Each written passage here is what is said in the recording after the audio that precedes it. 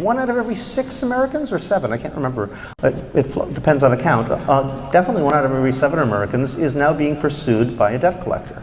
And that doesn't include the 20% who defaulted on their student loan, not to mention all those mortgages, right? So if you add it all up, it's probably 1/4 of Americans are actively practicing civil disobedience against finance capital in one way or another, you know. How much is that consciously political, how much isn't it? You know, probably varies from case to case. But institutionally, they've set up the system mainly to be resistant to popular movements. And actually, I think I should expand on this, because it's one of the themes of the book. I think they were really scared by the 60s, that level of mobilization. We've now come to think of the 60s as this failure.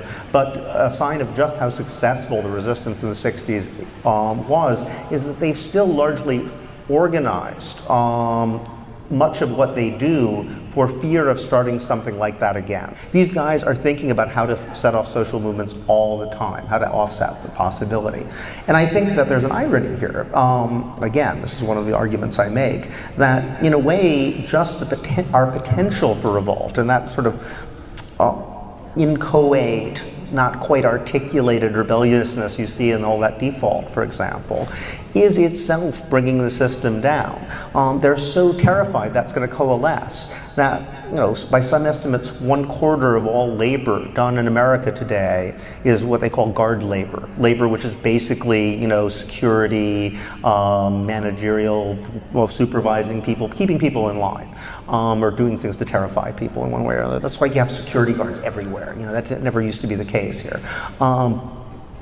It's extraordinarily expensive. So, like, you know, in order to prevent any sort of mass movement, they're themselves bankrupting and destroying capitalism. So we have this paradoxical situation where the one victory they've won is they managed to convince us that no resistance is possible and no other system is possible. But the cost of doing so is they've destroyed the system. It's crumbling before us. There are only victories. We can't imagine anything else.